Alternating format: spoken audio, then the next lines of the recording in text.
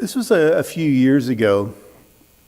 We were at home in Sweden, and I met a man from our neighborhood for the first time. And when he heard that I'm a Christian and a theologian, he says, "Well, that must be difficult." And I said, "What?" He says, being a Christian and all that, it can't be very popular to be a Christian if you have to hate and believe that the earth is only 10,000 years old. I thought, oh, wow. Is that what people really think about us Christians? That we believe the earth is only 10,000 years old? And so, it would be very easy in a circumstance like that to start to get into all the things about, God's plan for human sexuality or, creation versus evolution and the different good reasons there are for that. But that's not where that guy is at this point in his life, and that's not what he needed to hear. This man needs Jesus. And so I just said, well, Christians have different views on, marriage and sexuality, and Christians have different views on the age of the earth and evolution, stuff like that. To me, that's not what defines me as a Christian. The thing that defines me as a Christian is this, that I recognize that even though I may be a nice person, there's nothing that I can do in my own merit to be good enough to bridge that gap that exists between God and me. And that Jesus Christ has done it all. And it's by placing my faith in him that I can have this restored relationship with God. And so go right straight into the gospel message, because that's what he needs to hear, and not having a correct view of marriage and sexuality or creation and evolution and that sort of thing. Even though those other areas are very important, and I've written and spoken extensively, especially in the areas of human sexuality. So just a little point to you there, by way of introduction to this last section where we're going to be talking about the resurrection of Jesus, because it is the resurrection of Jesus which is the falsification point of Christianity. Even the Apostle Paul himself wrote in 1 Corinthians 15 that if Christ is not risen from the dead, then our faith is in vain. If Christ did not rise from the dead, we're wasting our time. There's no point in being a nice person or going to church and, smiling and shaking hands and everything like that. We're just wasting our time if Christ isn't risen from the dead. And so that's the main thing. If Christ is not risen from the dead, we're wasting our times. But if Christ did rise from the dead as a real historical event, then it's a game changer for everything in human history. And so that's why we need to examine that. And if you have nothing else that you're able to take away from these seminars today, I hope that it's this section, because this is the most important thing that I have to tell you about today. So, looking at the resurrection of Jesus, let's start off by taking a step back and looking at 5 historical facts that surround the events at the end of Jesus' earthly life. And the first one we want to look at was that Jesus was dead. He was alive, he went around, preached, gathered disciples, and then he died through crucifixion. A historical fact. There's nothing miraculous there. It's just a historical fact. He lived and he died. The second historical fact is the empty tomb. A few days later, the grave in which Jesus was placed was found to be empty. This is a simple historical fact, and just this fact alone does not presume anything supernatural, nothing miraculous. It doesn't explain to us how it became empty, simply the fact that it was empty. Thirdly, we have the fact that many people in the vicinity of Jesus had experiences after Jesus' death in which they believed to have met a living Jesus. That they had an experience where they feel like, I met Jesus today and I talked to him, or I did this, or we ate fish, or whatever it was. So many people had these experiences which they interpreted, which they believed to be an encounter with a living Jesus. The fourth historical fact that we want to look at here is the transformed lives of the disciples. In the last hour, we saw the calling of the various disciples. We know that they were with Jesus for 3 years, more or less. And then, as Jesus was arrested in the Garden of Gethsemane and taken away for trials and then crucifixion, we know that out of all those 12 disciples, well, Judas killed himself, and John was the only one who remained on the scene to witness the crucifixion. The other 10 took off. Partly through maybe somewhat misguided expectations. They expected a military ruler who would come and overthrow the Romans, this occupying foreign power. And when that didn't happen, when Jesus was taken away arrested and on his way to be executed, then they felt that these hopes of Jesus overthrowing the Romans were crushed, and there's nothing else to do but go back to our fishing nets. But just in a matter of days and weeks after, we see that those same 10 disciples who didn't want to be identified with Jesus, who left the scene of the crime, so to speak, were now filled with boldness and began to preach an extraordinary new message that Christ was alive again. And then the fifth minimal fact that we want to look at is the testimony of the women. The fact that some of the early eyewitnesses to the resurrection of Jesus were women. And in that culture, in that society, which was a patriarchal society, the testimony of women was not legally binding. And so the fact that women were among the first to proclaim the risen Jesus was actually a point of embarrassment for the disciples. And we'll be looking at that in somewhat more detail as we go along. Now let's look at each of these 5 historical points one by one. The first one, that Jesus was dead. Now, you could say that, well, all these 5 historical points we have here, that Jesus was dead, the tomb was empty, the people said they met a living Jesus, the disciples' lives were transformed, and the women were the first ones to give testimony of this. You could say, we get all this information from the Bible. And the Bible, of course, is a biased source. You know, the Bible's full of all kinds of miracles, and the whole purpose of the Bible, like Bart Ehrman said earlier, was propaganda. It was to convert people. Okay. That certainly will not deny the fact that there was a purpose behind the Bible. They wanted people to be converted, to come to faith in Christ, to begin to follow Christ. Absolutely. People wanted to do that. But that in itself, simply having an agenda, doesn't necessarily discount the veracity of the claims that are being made, the historical claims. And so just with these 5 historical facts, there are no miracles involved here. There's nothing supernatural involved in any of these 5 historical facts, just on their own.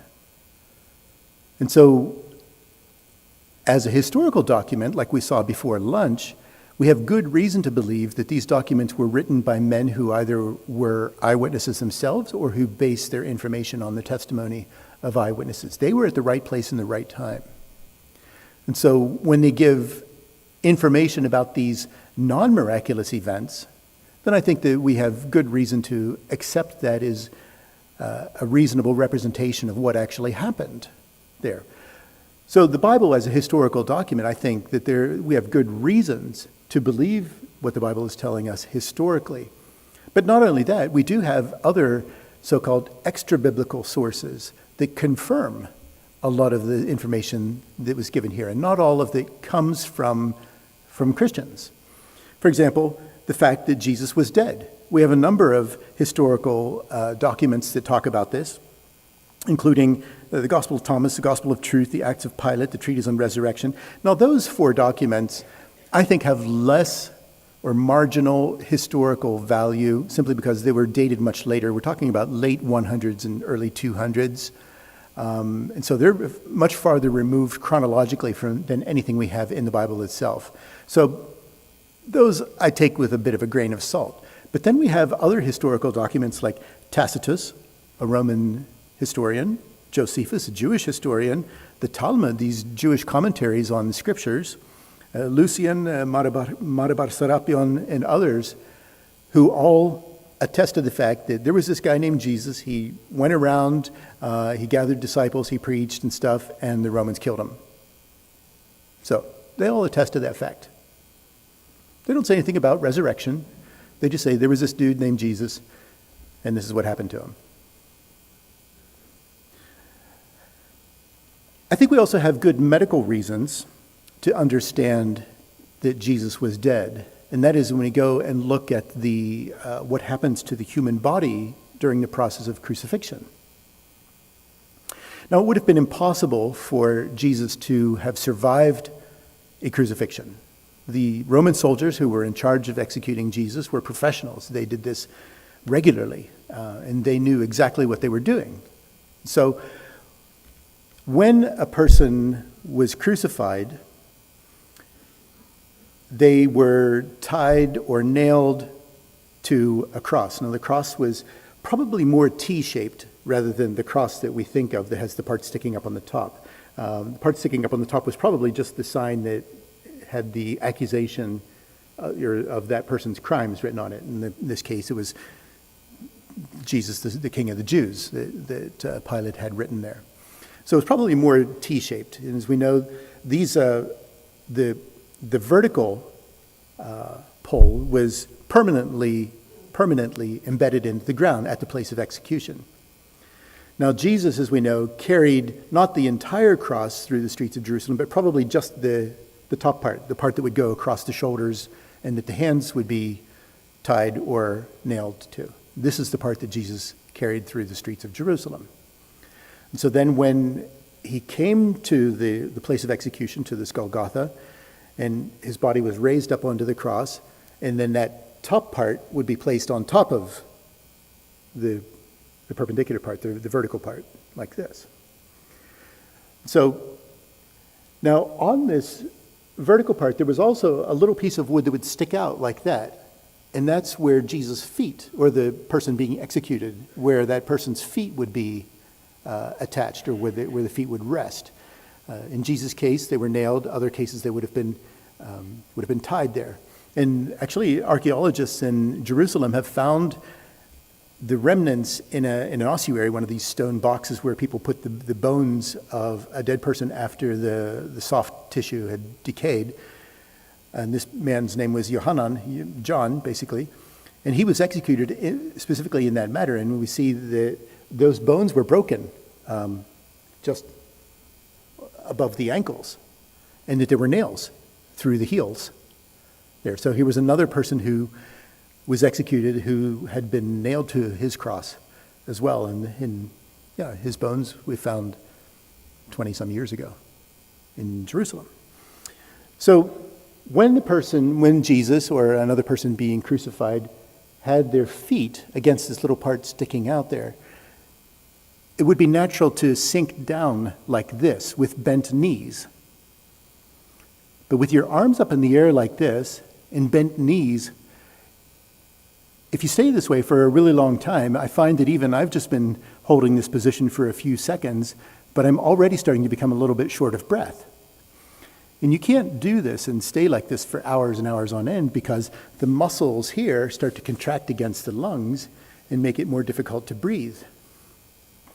And so it would be necessary for the person to rise up like this, putting all the weight on their feet in order to be able to breathe more freely. Right?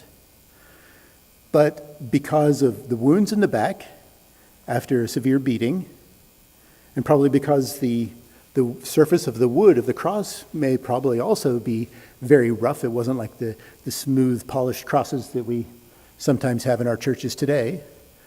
It would have been too painful, and he would have to sink back down again.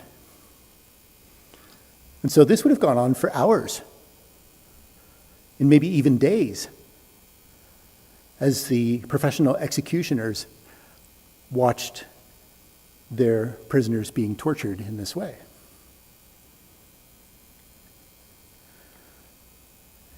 Many times in our churches, on Good Friday services, we'll have the theme of like the 7 sayings from the cross, or this sort of thing. And this probably would have been words that Jesus would have spoken as he pushed himself up for a breath of air and cried out, my Father, why have you forsaken me?" Or, "Father, forgive them, they know not what they do," or any of these other 7 statements. And then sink back down again because the pain is so great. And so after a while, after the soldiers were tired of torturing their victim, they would come along and they would take a big club and they would beat their criminal across the lower legs here to break those legs, to break the bones just above the ankles. And that would render it too painful for the prisoner to be able to rise up to take a proper breath. And so the prisoner would die of asphyxiation, unable to breathe.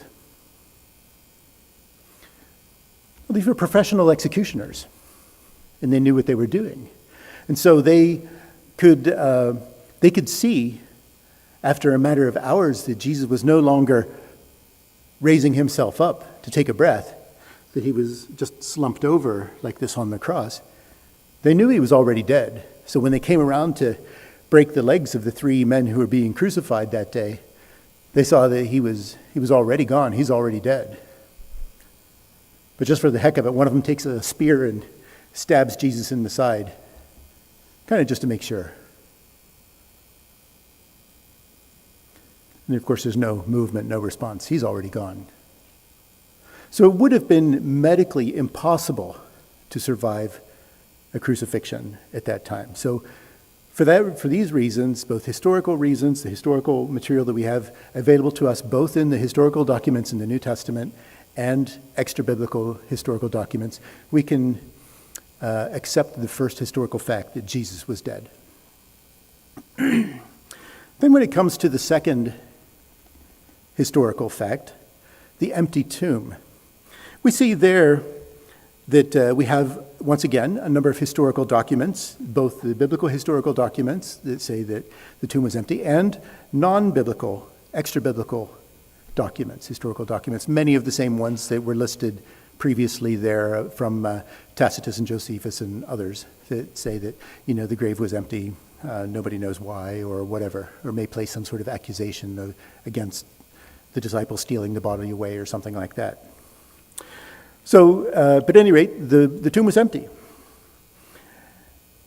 And another reason why we can constitute that the tomb was empty was simply that the centrality of the resurrection in early Christian teaching and preaching. From the very first days and weeks after the execution of Jesus, the disciples began to preach that he was risen. How could they preach that he was risen if anybody could just say, well, come on, his grave's right there, he's still there. Look, right there it is. It's still there. Because they were preaching that Jesus was risen in the very city where he was executed and buried. So the grave must have been empty, or else anybody would have been able to falsify the claims of the first disciples by simply going to the grave and finding the body there. So now still, this does not explain to us how the grave became empty. It just tells us that the tomb was empty. And another thing that might be a little bit more difficult for us in our contemporary culture to understand, but the tomb of Jesus never became a destination for pilgrims. Okay, now, I don't know if any of you have ever been to Israel and you visited the garden tomb there, or maybe the Church of the Holy Sepulchre or something like that. Now we have pilgrims from all over the world that go to Jerusalem to go to these places, but back then nobody did. But yet it was an important part of ancient culture, and still is an important part of many other cultures around the world, to visit the graves of holy people. But why did people not go on pilgrimages to the grave of Jesus? Because Jesus wasn't there. Because it was empty.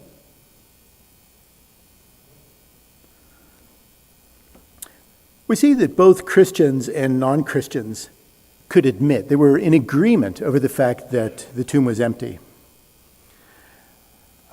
We see that even in the very earliest sermons that are recorded for us in the book of Acts, that the empty tomb is not even mentioned.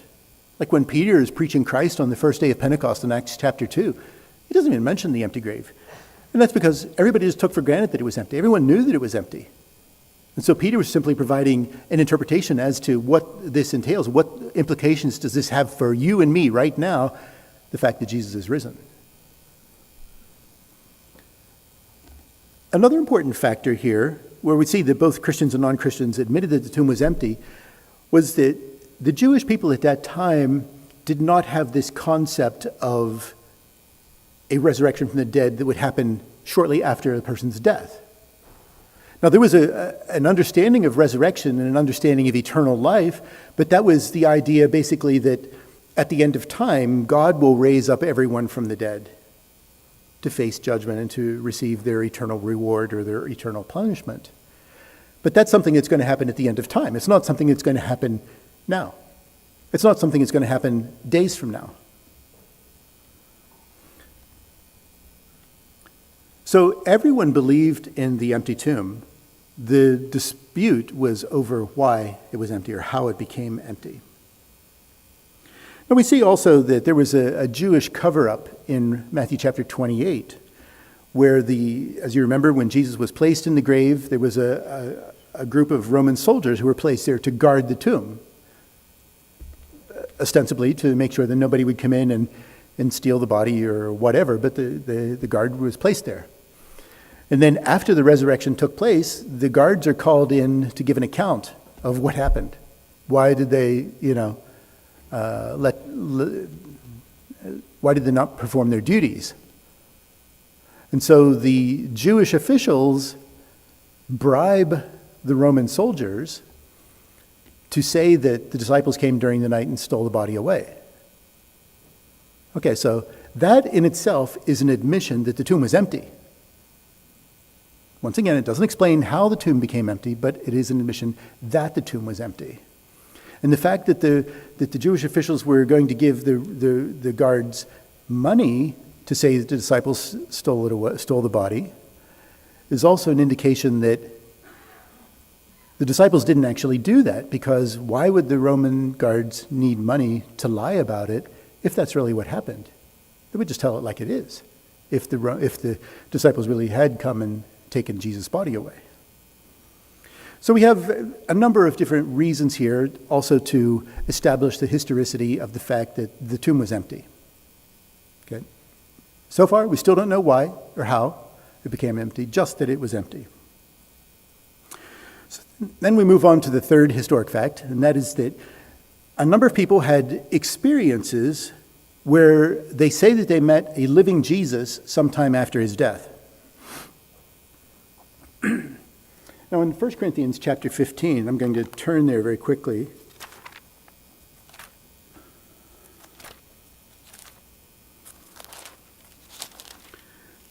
We have a text at the beginning of 1 Corinthians 15 where the Apostle Paul writes, "For what I received I passed on to you as of first importance, that Christ died for our sins according to the Scripture, that he was buried, that he was raised on the third day according to the Scriptures, and that he appeared to Peter and then to the 12. After that, he appeared to more than 500 of the brothers at the same time, most of whom are still living, although some have fallen asleep. Then he appeared to James, then to all the apostles, and last of all, he appeared also to me, as to one abnormally born." Now, this passage is significant for a number of reasons. 1 Corinthians is one of the older books that Paul wrote, one of the earlier books that Paul wrote.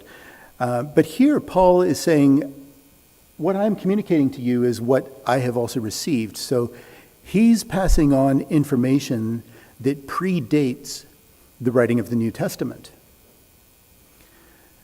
And then he quotes actually a creed. Okay, I don't think that you in this church quote the Apostles' Creed as part of your worship services. Maybe some of you have backgrounds in, say, the Catholic Church or the Lutheran Church or one of the other more high churches where you recite the Apostles' Creed or the Nicene Creed as part of the worship service. I believe in God the Father Almighty, maker of heaven and earth. I believe in Jesus Christ, his only begotten Son. Yeah, that the whole thing that you recite during the worship services. And although this may be a foreign practice to many of us who come from Baptist or Bible church type backgrounds, it has always been an important part of Christian worship for our Christian brothers and sisters through the centuries. And even in those very first years after the earthly ministry of Jesus, it was important for the first community of Christ followers to be able to put into words exactly how they understood who Jesus was, what he came to do, what happened to him, up until those years when the New Testament was written. So we're talking about that period of, 30 years or so, more or less, between the events in the life of Christ until the New Testament was written. And so a number of creeds were written that people would memorize at a time when not everyone had access to a Bible of their own, and when the New Testament hadn't been written yet, and in times when many people simply were illiterate and couldn't read anyways. And so they learned these words and they would recite them to themselves and to others. They would recite them in unison during worship services to remind themselves of the truths that they all believed together. And what Paul is doing here is he's actually quoting one of these pre-New Testament creeds. We have probably around 10 or so of these pre-New Testament creeds that are preserved for us in the words of the New Testament in various places. And this is just one of those examples where it would be starting in the second part of verse 3, that Christ died for our sins according to the Scripture, that he was buried, that he was raised on the third day according to Scriptures, and that he appeared to Peter and the 12, and after that he appeared to more. That's probably where the creed itself stopped, and he appeared to the 12. And then Paul is adding additional information to it there, and after that he appeared to more than 500 brothers at the same time, etc. So Paul is relating something that was already part of the Christian worship and the Christian community from those very earliest years. We're talking about a tradition, an oral tradition that goes back to the 30s. So we see that, and it says there in this passage that he appeared to all these various people, various disciples, and then to more than 500 people all at the same time, and that some were still alive. That most of whom are still living, it says there in verse 6, although some have fallen asleep. So most of whom are still living. So Paul is basically saying, if you want to know whether this is true, just go ask those people. They were there. They're still alive. Go check it out. Go find out whether this is true or not. So people had these experiences of having met a living Jesus sometime after his execution. We see that people had these experiences of meeting a living Jesus also at different times and at different places. And we see that these experiences ceased suddenly after 40 days. After 40 days, people were no longer claiming that they met Jesus or that they ate fish with Jesus or this or that happened. It just wasn't happening then after that. So it wasn't like some sort of hysteria that's, spreading and spreading and spreading, where more and more people were saying, I saw him too, I saw it too. He was over there, Elvis is pumping gas, at a gas station in Arkansas, or, whatever that people say. It wasn't that type of thing where it's kind of a snowball that starts to roll and continues to grow and grow in size as these legends around Jesus get bigger and bigger and bigger. No, 40 days, then people stopped talking about that, having these experiences of Jesus. And it wasn't just believers who saw Jesus, because we know that one of the people that saw Jesus after Jesus' death was James, the brother of Jesus. Now, we know from Galatians chapter 1, verse 19, that James was Jesus' half-brother. And we see in John 7 that Jesus' brothers did not believe in him during his earthly ministry. But then in 1 Corinthians 15, this passage that we've read, we see that James is included amongst those who say that they had this experience of having met a living Jesus. And then we know that James was present in this prayer meeting in Acts chapter 1, verse 14, at this prayer meeting just before the first day of Pentecost. And then by Acts 15, we see that James is one of the leaders in the church at Jerusalem. Okay, so now, in a period of weeks, James has gone from being a skeptical half-brother of Jesus to now having said that he met a living Jesus, to then being filled with boldness to the point where he has become one of the leaders in the early Christian church. So James is one of the people whose lives were transformed as a result of these historical events. And that's where we move into the next historical fact, the transformed lives of the disciples. Now, as I mentioned earlier, we know that the disciples, many of them had this hope, this expectation, based on many of the messianic prophecies in the Old Testament, that when Messiah would come, that he would bring about a rule of peace and justice on earth. And so many Jewish people interpreted that to mean that the Messiah would get rid of the Romans, who were this foreign occupying power or superpower. And so when Jesus didn't do that, and when Jesus was arrested and taken away, being led to crucifixion, the disciples simply said, well, it was good while it lasted, but it's over now. And I guess we got to feed the kids somehow, so back to the fishing boats. But we see that just within a period of weeks, they start to proclaim and preach the resurrection of Jesus, that something extraordinary had happened, that they had experienced something extraordinary that had changed them as people. We see that they were willing to endure hardships and persecutions as a result of this new message they were preaching and proclaiming. And so that we see that 10 out of the 12 original disciples died as martyrs for their faith in Christ. And the one who didn't die as a martyr, John, actually was placed in exile on the island of Patmos for a number of years before he died of old age. So then we come to the fifth historical fact, and that is the testimony of the women. Now, one of the criteria that historians often use to determine the historical credibility of a certain account or a certain claim is what they call the factor of embarrassment. And really the fact that the women were said to be among the very first people to meet the risen Christ and to proclaim the resurrection, it makes the disciples look cowardly. So you have an embarrassment factor there, where the disciples were not the ones who were willing to stand with Jesus during his crucifixion. John was the only one out of the original 12 who was with Mary, the mother of Jesus, during the crucifixion. The only one who was still willing to identify with Jesus in that way. And we see that the names are given of the women. We have Mary, the mother of Jesus, Mary Magdalene, we have Johanna, we have Salome, Susanna. All of these women are named in the various Gospels as having been present both at the crucifixion and being some of the earliest witnesses or the earliest proclaimers of the risen Christ. In fact, in the Eastern Orthodox tradition, they have a special name for Mary Magdalene. They call her the apostle to the apostles because she was the first one to proclaim the resurrection to the other apostles. Because Jesus said to her, go and tell the disciples what you've seen. I think it's pretty cool.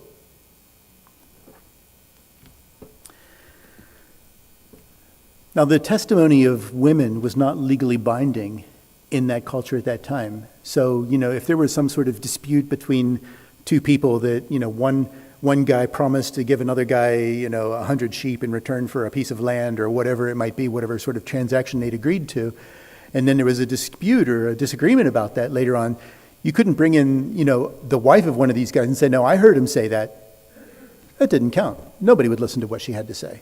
It just didn't count. Or I saw him do that. I saw that he killed that other person. No, it didn't count because she was a woman. And that's just the way that it was in this patriarchal society at that time. And so the presence of the women here and the fact that the women are the ones who are giving the first testimony to this is a source of embarrassment for the early Christians. We come back to that embarrassment principle that we talked about. So really the the early Christian movement, the first followers of Christ, would have nothing to gain by lying about the presence of the women, and nothing to lose by telling the truth about what they saw and did. So they had nothing to gain by lying about the presence of the women, and they had nothing to lose by telling the truth. And so therefore we have good reason to believe that what the women were talking about was what happened. Okay, so we have these 5 historical facts. We have Jesus was dead, the tomb was empty, people said they met a living Christ, the lives of the disciples were transformed, and the women were among the earliest people to testify to the fact that Jesus was risen. How can we explain these 5 historic facts? Well, a lot of theories have been introduced throughout the years. And we can look at one that's called we call these naturalistic theories. And naturalistic just means that they try to find some sort of natural explanation, an explanation that doesn't rely on a miracle or anything supernatural, right? So naturalistic explanations. And the first one is what we call the swoon theory. And the swoon theory has been around forever, right? And it's basically the idea that Jesus was under so much, torture and everything else in connection with the crucifixion. It was hot in Palestine at that time in, April, and the sun beating down. It was super hot. He didn't have any food or water or anything like that. He had endured this crucifixion, and basically he just went into a coma. But people at that time simply didn't know enough about medicine or the human body to understand that he was in a coma, and they thought he was dead. And so they took him down, said he was dead, put him in the grave. When he was in the grave, it was nice and cold there, and the whatever herbs and whatnot that they put on the body for embalming, this embalming process, preparing the body for burial, they had like a healing effect on Jesus, a medicinal effect. And so Jesus kind of woke up inside the tomb and came out. Yeah, this is a theory you hear all the time in movies and TV shows and everything else. I mean, it's in the Da Vinci Code. It's all over the place. There was a German critical scholar in the 19th century named David Strauss, and he was not at all a believer himself. I mean, he was very much against Christians, but he recognized that this is like the worst explanation ever. And David Strauss writes this about this theory. He says, "It is impossible that a being who has been stolen half dead out of the sepulchre, who crept about weak and ill, wanting medical treatment, who required bandaging, strengthening, and indulgence, and who still at last yielded to his sufferings, could have given to the disciples the impression that he was a conqueror over death and the grave, the Prince of Life, an impression which lay at the bottom of their future ministry. Such a resuscitation could only have weakened the impression which he had made upon them in life and death, and the most he could have given them was an elegiac voice, but it could by no possibility have changed their sorrow to enthusiasm or elevated their reverence to worship." So even David Strauss, who is not at all a believer, says this is like a stupid explanation. Because if Jesus was really that far gone, in that bad shape, he's going to come out and say to the disciples, "I'm risen from the dead, I'm the Lord of life." They'd be calling 911, This is not the impression that the disciples would have gotten if they saw Jesus kind of creeping, basically half dead out of the grave. So how does this work as an explanation for the 5 historical facts we have? Well, for one thing, as we've already explained with the nature of crucifixion, it was death by asphyxiation. And so it would have, with the broken bones and all the rest, it would have been impossible for Jesus to survive. He would not have gone into a coma.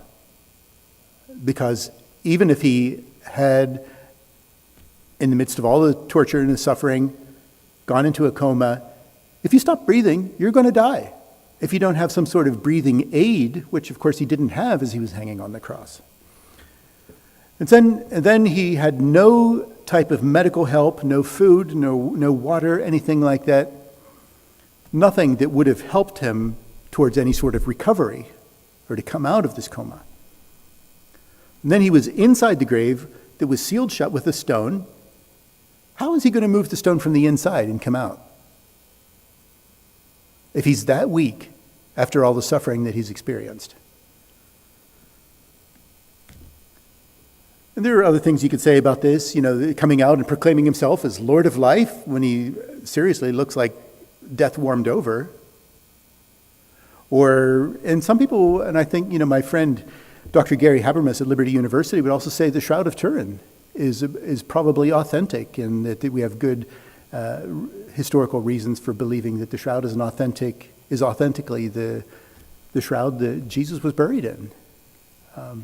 I put question mark on that one because I personally don't think we should put that much weight onto it, but there are serious scholars who do give it credibility. So that's this wound theory as one naturalistic theory. Let's take a look at another naturalistic theory, the stolen body. Okay, we know the grave was empty. How did it get empty?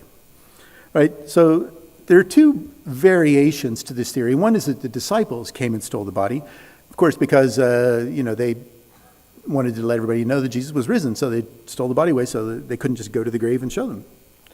Now, the critique of that is, would these 11 guys die the death of a martyr for something they knew was a lie? Okay, now you might say, yeah, but sure, a lot of people die for their ideologies. You have, Black Panthers, or you have different communist groups, or the ISIS soldiers, in the Middle East or whatever. They're willing to die for their ideology. Yes. There are a lot of people who are willing to die for their ideology, but only because they believe their ideology is true. What if they knew that it was a lie?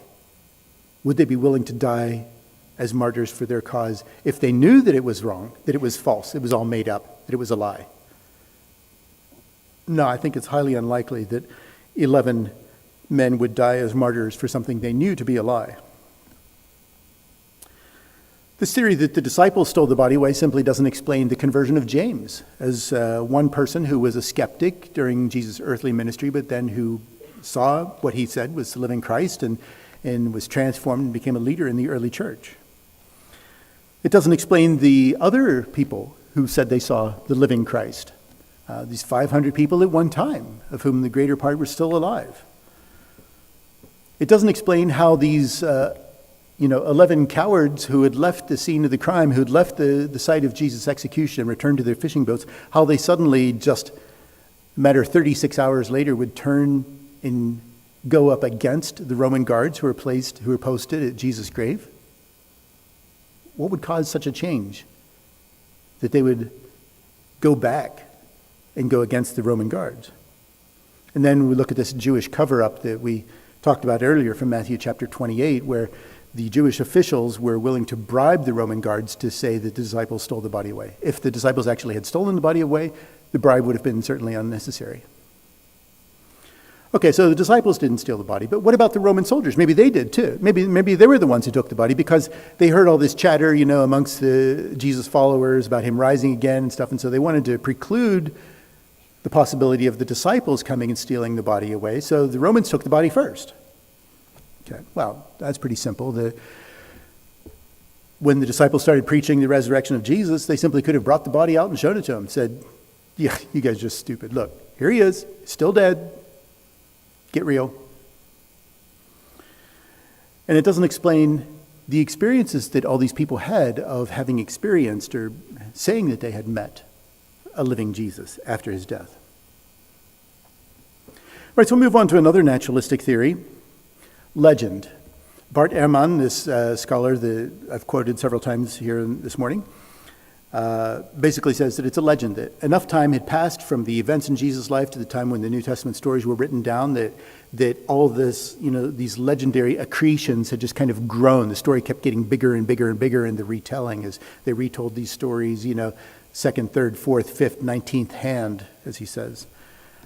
That these stories were generated long after the events in the life of Christ among people who lived far, far away from the places where the events supposedly took place. Well, how does this stack up as an explanation of these 5 historic facts? Well, number one, it doesn't explain the empty tomb. If it's just a legend, if these are just stories that have grown, it doesn't explain the empty tomb. It also doesn't fit in with what we talked about before lunch with the dating of the New Testament texts. The dates when the New Testament documents were written early enough that this type of legends would not have sufficient time to have developed. And it doesn't explain the transformed lives of the disciples. I mean, we may think today that, well, maybe these disciples, even in the old musical Jesus Christ Superstar, one of the songs there, and it's a really beautiful song, but I hate the lyrics to it. It's like, I always wanted to be a disciple, and then when we are old, we will write the Gospels and people talk about us when we die. You remember that song? Well, in our modern skeptical mindset, we can see how a person would think out of their own personal self-gain and say, I can be really famous. I can make a lot of money on this if I start this new religion. In fact, it's happened with Scientology. L. Ron Hubbard was a science fiction writer. He had moderate success as a science fiction writer. And in 1949, he was giving a talk at a science fiction writers convention. He said, you know what, guys, we're stupid if we think that we're going to become millionaires by writing science fiction and getting paid 1 penny per word that we write. If you want to become a millionaire, you need to start a new religion. And the very next year, he did it. He started Scientology and became a millionaire.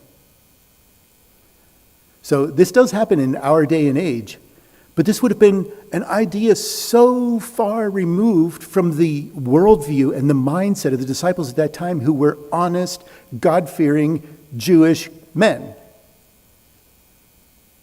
That you don't just come and start to worship someone else as God instead of God Almighty, Yahweh. You don't just make up a new religion when there's a significant risk that you will end up in a burning hell because of it if you do. You don't make these things up. Yeah, there are all kinds of other naturalistic theories that we could come up with about, what happened there in connection with the death of Jesus. We talk about hallucinations, or one that's actually quite insulting to women, where they say, well, the women went to the wrong tomb in the garden because, women are really bad at directions and just got confused in the garden. And yeah, I mean, it's just insulting. It's stupid, right? That some sort of spiritual resurrection where, Jesus didn't actually walk out of the tomb on that first Easter morning. If the reporters were there with their cameras, they wouldn't have been able to take a picture of like the body of Jesus coming out or anything. As one German liberal theologian said, even if the body of Jesus is still rotting in a Palestinian grave, he is risen in the proclamation of the church. Right? No, it doesn't work that way. We have good reason to believe that the body of Jesus rose from the dead is a real historic event. Now, sometimes people say, okay, so there's no single one of these naturalistic explanations, the swoon theory or the stolen body or the wrong tomb or legends or whatever. No single theory of these can account for all 5 historical facts. But if you stack them all up together, then it works. Then there we have a kind of a case that we can put together with all of these naturalistic theories. But I don't think it works that way. It actually works the other way. That even if you stack up 10 leaky buckets on top of each other, you pour water in the top and it leaks through that one, goes to the next bucket, but it's going to leak through that one, go to the next one. You can stack up 10 leaky buckets, but that water is still going to leak out. Right? So these naturalistic theories do not succeed in explaining the 5 historic facts that we began with today. Now, switching gears just slightly, we see that Jesus also predicted his own death and resurrection. He did this many different times. We have a long list of Bible verses here from all 4 Gospels where Jesus makes these types of predictions. Go ahead and put those up there on the screen. But the disciples didn't always understand that. When Jesus makes a statement, like they're walking in the temple complex in Jerusalem, and at that time, the expansion and the revisions of the Second Temple were still taking place. They weren't finished until around 50 AD, 55 AD, I think it was. And so it was still a building site when Jesus and his disciples were there. And then Jesus makes this cryptical comment that, you tear down this temple and on the 3rd day again, I will build it up. And the disciples are like, what are you talking about?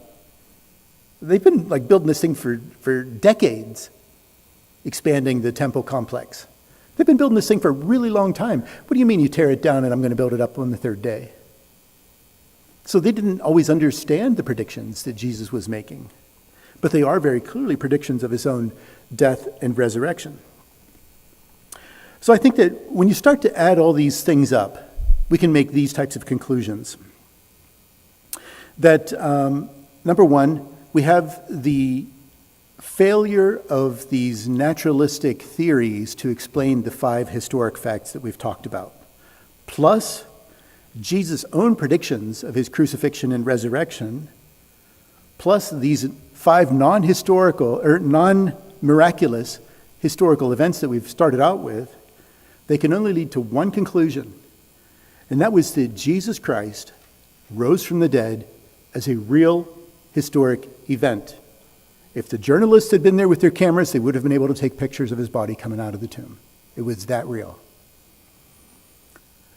What implications does this have for us? It makes all the difference in the world. This was a game changer for all of world history.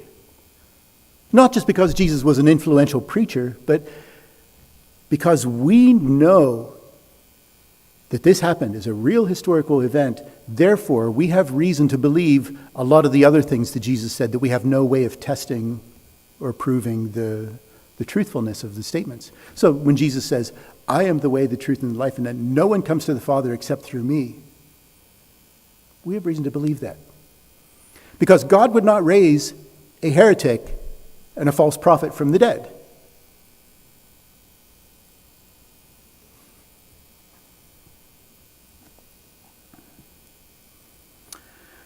So in conclusion,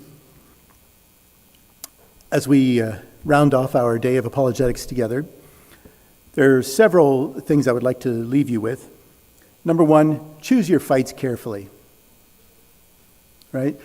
The illustration that I started off with where my neighbor says, well, that must be really tough, if you have to believe the world is only 10,000 years old. Choose your fights carefully. Bring people back to the thing that's the most important. That's Jesus. Right there. That's where it is. So even if you don't learn anything else that we've talked about today, focus on the resurrection. Focus on why we have good reasons to believe this is a true historic event. Focus on the main thing. Ask questions. Why should the Christian be the one who is always under fire? Why should we be the one that are always given the answers to the questions? I think that there's a lot of really muddle-headed thinking out there in our world, and we have every right in the world to ask them to defend the things that they believe. If a person says, well, I think that, whatever you think is right, that's good for you. You have your truth and I have my truth or whatever, and say, okay, here's a question. Is that true that you're saying, or is that just your opinion? Because if it's just your opinion, then why should I give a rip about it? But if they're saying that this is a true thing, then they're actually making a truth claim that there is an absolute truth. So ask questions. And recognize that when people ask us questions, ask us for the reasons for the hope that we have within us, as we go back to that verse from 1 Peter 3 that we began with this morning, recognize that you're not always going to be able to give an answer to every question you have. There are good answers, but you personally may not always be able to give a good answer to every question. Sometimes you're going to take an intellectual beating. I've done it. I've been there. But you learn and you grow and you find out what the reasons are so that you're better prepared next time. And that's what I've been doing for 40 years. And so I want to close off with this verse that we began with today from 1 Peter chapter 3. Then we'll be taking some questions here. But in your hearts, set apart Christ as Lord. Always be prepared to give an answer to everyone who asks you to give the reason for the hope that you have, but to do this with gentleness and respect. Amen. Pastor?